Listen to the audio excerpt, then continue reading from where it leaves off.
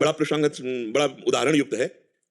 एक राजा केरल के थे, उनका नाम धर्मात्मा था, धर्म के पूर्ण रक्षक।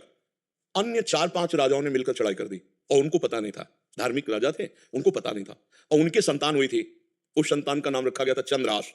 पूरे राज्य में आनंद छाया हुआ था, आक्रमण चारों तरफ से हो गया और भगवान का भजन करने वाले थे। अब पराजित तो होना ही पड़ेगा क्योंकि चारों तरफ से बैरी राजा हैं और पहले से सूचना होती तो तैयारी होती। अचानक आक्रमण, मारे गए, वो राजा मारे गए।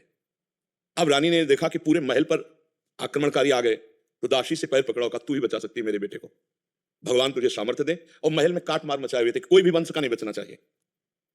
दासी ने बहुत प्रवीणता की और टोकरी में, जिसमें दोना पत्थर डाले जाते हैं, ऐसे डालकर नीचे बालक चंद्रहास और निकली।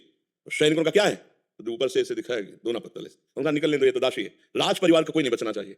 सब रानी, सब पूरा परिवार मार डाला। वो भाग करके दूसरे राज्य में पहुंची। बहुत प्रवीण थी, दासियां बहुत प्रवीण होती हैं। तो धृष्ट बुद्धि नाम के जो उस राज्य के मंत्री थे, उनकी शरण में गई, उसको राजकुमार बचाना था। तो उसने स्पष्ट कहा, मैं केरल के राजा की दासी हूं और ये मेरा पुत्र है, मैं हर कार्य में प्रवीण हूं, आप चाहे जिस दास्ता में रख लें। उस मेरे राज्य में सब विध्वंस हो गया, ये नहीं बताया कि राजकुमार है, मेरा पुत्र है और मैं इसकी रक्षा करना चाहती हूं आपकी शरण में रहकर। उन्होंने कुछ परीक्षाएं ली, तो दासी कला में तो प्रवीण थी, उसे दासी बना के रख लिया। और वो बालक राजमंत्री के घर में।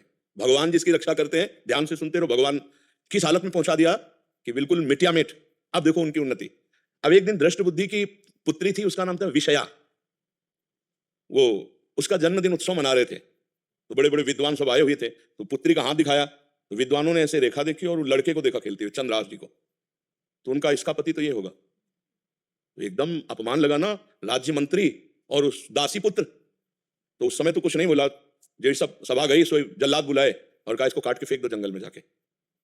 अब दासी क्या चाला, वहां दासी को पता भी नहीं चल पाया, चंद्रहास जी को गायब कर दिया। अब चंद्रहास जी को जंगल में ले गए और उनको देवर्षि नारद जी ने, जब यहां दासी पुत्र बनकर के रह रहे थे, तो एक छोटा सा शालिग्राम दिया था, कहा था मुख में रखे रहना, चरणामृत पान करते रहना और कृष्ण कृष्ण कृष्ण ऐसा बोलते रहना। जो भगवान का भजन करने वाले पिता थे, उसी के प्रभाव से देवर्षि नारद जी ने चंद्रहास जी को नाम का उपदेश किया। जब वो जल्लाद जंगल में ले गए, बोले बेटा तुम्हें पता हम क्यों लाए? तो उनका हमें तो पता नहीं। तो उनका तुम्हें मारने लाए हैं, मंत्री का आदेश है। तो उनका हमने कोई गलती की है क्या? तो उनका नहीं, उनका आदेश है और हम जल्लाद हैं, हमारी दया है नहीं, पर तुम्हें देखकर ऐसा लगता है कि क्यों मारूं, पर तुम्हें छोड़ दूंगा तो हमारी नौकरी चली जाएगी, हमें फांसी में चढ़ा देंगे। मैं मारूंगा नहीं तुम्हें, तुम्हारे उन्होंने देखा तो 6 अंगुली थी, एक अंगुली काट ली और कहा राजा को दिखाऊंगा जाके कि तुम्हारा वध कर दिया, पर तुम यहां से भाग जाओ।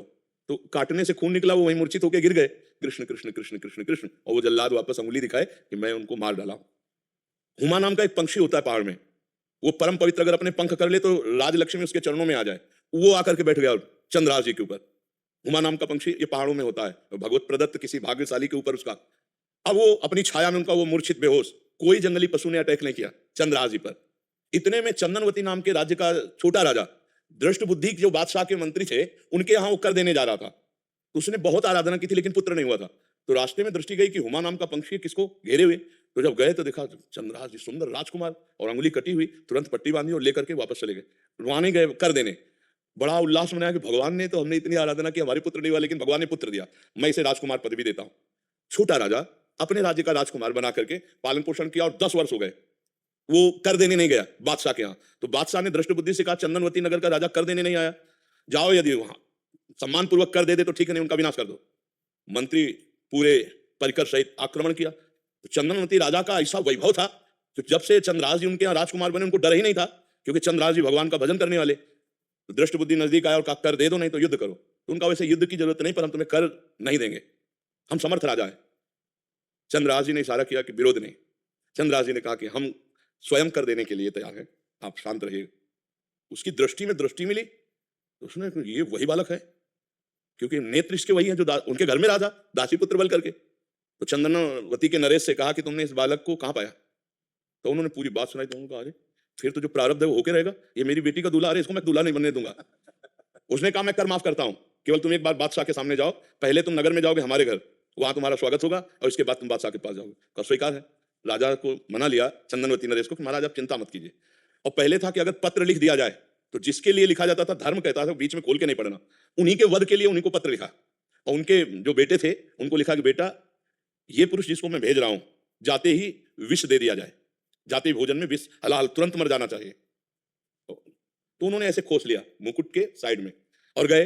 भगवान की इच्छा, उस दिन उपवन में उन्होंने अपना घोड़ा रोका कि थोड़ी देर बाद चले जाएंगे उपवन में, और उपवन था वो राजकुमारियों का, और उसमें आई थी उनकी बेटी जिसका नाम था विषया।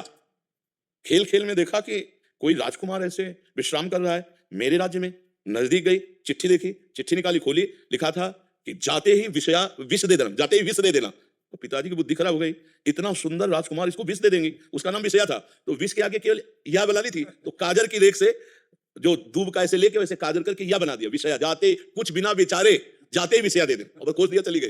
देखो भगवान का विधान। अब वो जब जगे तो वहां गए, तो जो दृष्ट बुद्धि का पुत्र था, बड़ा धर्मात्मा था, उसने आदर सत्कार, उनका पिताजी ने आपके पत्र दिया, जो पत्र देखा तो उन्होंने कहा पंडितों को बुला, तुरंत ब्याह करो, पिताजी कहा जाते ही विषया दे देना।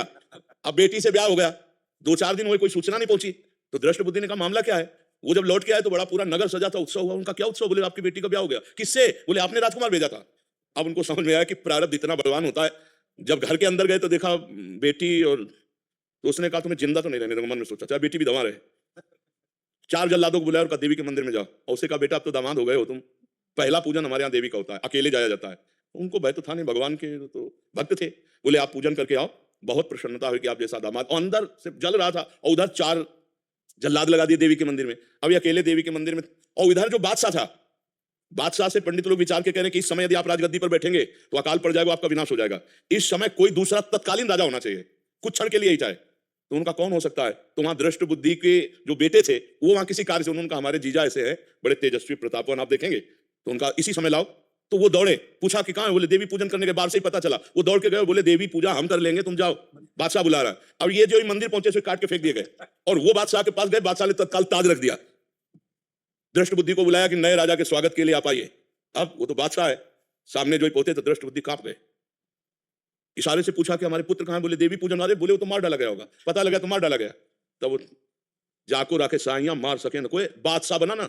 अगर भगवान रक्षक, भगवान जिताने वाले, तो कोई परास्त नहीं कर सकता। हर विधान उल्टा होता चला जाता है। अगर भगवान से विमुख हो तो चाहे जितनी उन्नति हो, उसका परिणाम कुछ नहीं होगा, या हम मर जाएंगे, सब छूट जाएगा। नाम भगवान का, वास्त्र भगवान का, वो उठाते हैं तो उठाते चले जाते हैं ना। तो कभी भी डिस्टर्ब नहीं होना चाहिए। ये बात कभी नहीं लानी चाहिए कि मैं शरीर छोड़ दूं किसी भी विषय में, हार जाए या किसानी में कोई व्यवधान या पढ़ाई में। अरे फिर जीतेंगे यार, संघर्ष ही जीवन है, उसके